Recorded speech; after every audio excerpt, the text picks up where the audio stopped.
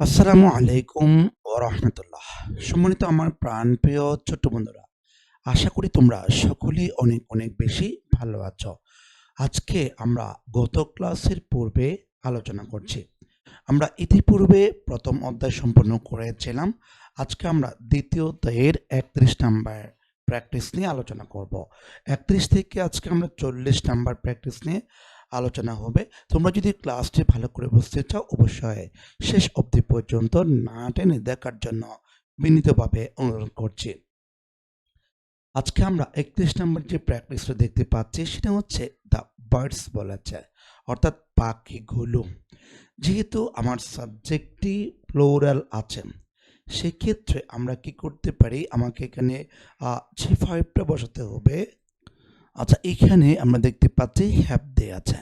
আমরা জানি কি হ্যাভ যে শব্দ আছে ওইখানে টু হ্যাভ ভার্ব বলতে মূলত আমরা তিনটি শব্দকে বুঝতে পারি।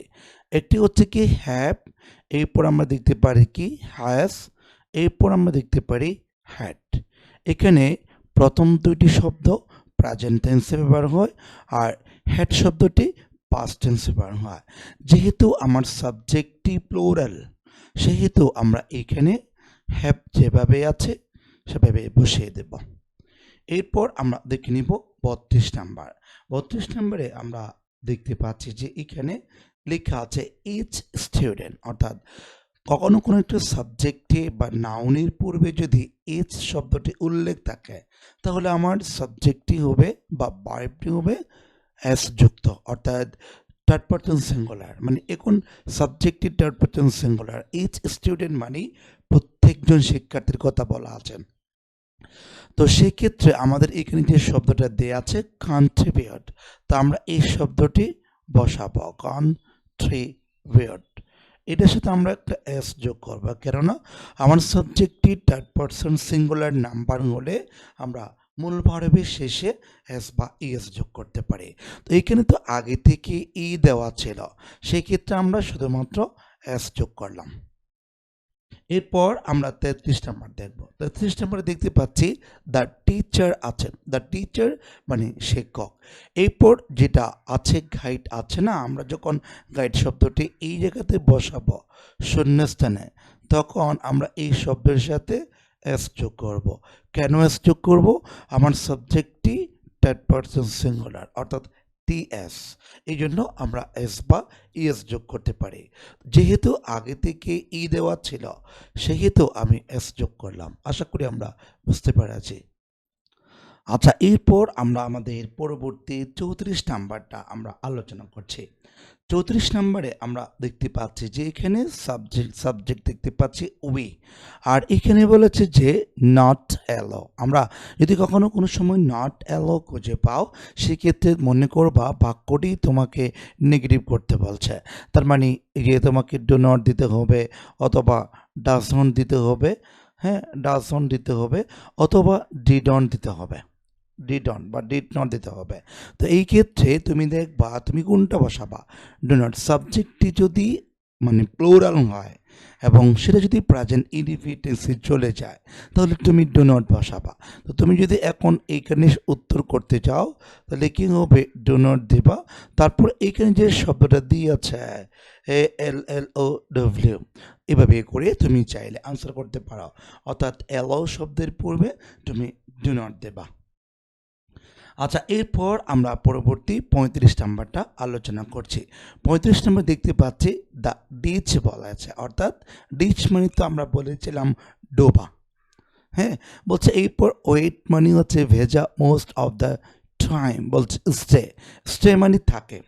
তো আমরা এখান থেকে বলতে পারি কি আমার সাবজেক্ট যেহেতু থার্ড পারসন সিঙ্গুলার আছে সেই ক্ষেত্রে আমরা এখানে যে শব্দটা আছে স্টে সেটা বসানোর সময় আমরা এস যোগ করব, কেননা আমার সাবজেক্টটি থার্ড পারসন সিঙ্গুলার, অর্থাৎ টিএস।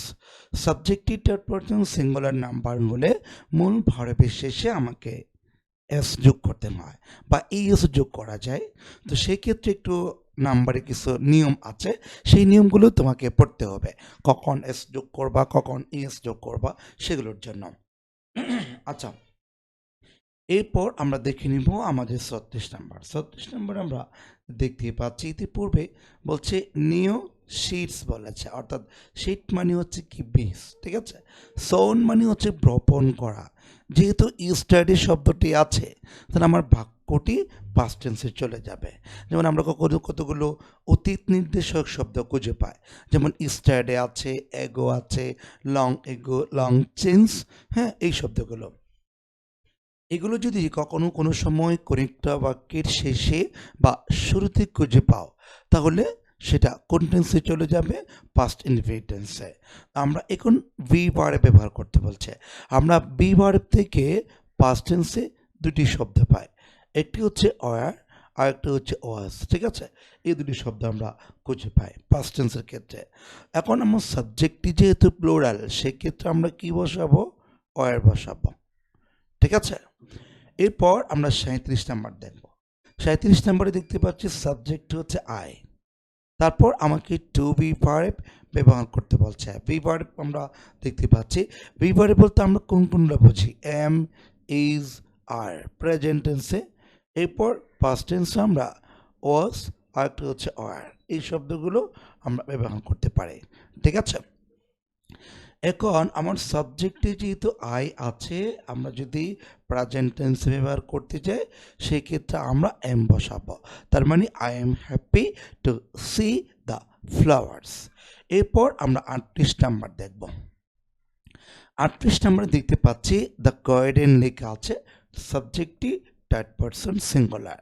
যেহেতু এখানে এই পরে দেওয়া আছে ব্রিং, আমরা যখন ব্রিং শব্দটি এই জায়গাতে আমরা বসাবো তখন কিন্তু ভার্বের সাথে এস যোগ করতে হবে। কেন এস যোগ করতে হবে? ওই যে আমার সাবজেক্টটি থার্ড পারসন সিঙ্গুলার, সংক্ষেপে আমরা টিএস বলি। এরপর আমরা দেখে নিব আমাদের 39 নাম্বারটা। 39 নাম্বার সাবজেক্ট আছে উই। উই হচ্ছে কি ফার্স্ট পারসন প্লুরাল। সেক্ষেত্রে আমরা যখন এখানে একটা শব্দ দেখতে পাচ্ছি অলওয়েজ, এখন শব্দটা যদি অলওয়েজ যেহেতু শব্দ আছে আমরা সেটাকে প্রেজেন্ট ইন্ডিপেন্ডেন্সে নিতে পারি।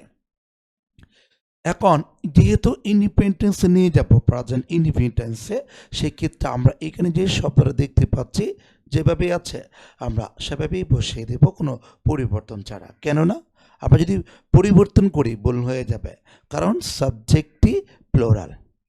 ওকে, আচ্ছা, এরপর আমরা সর্বশেষ আজকে ক্লাসের 40 নাম্বার যে প্র্যাকটিসটা আছে সেটা দেখে নিচ্ছি। 40 নাম্বার প্র্যাকটিস আমরা দেখতে পাচ্ছি হি আছে, হি হচ্ছে থার্ড পারসন সিঙ্গুলার। তো আমরা জানি কি সাবজেক্ট যদি থার্ড পারসন সিঙ্গুলার নাম্বার হয় তাহলে এই যে মূল ভার্ব যেটা আছে এই মূল ভার্বের সাথে আমরা এস বা ইএস যোগ করতে পারি।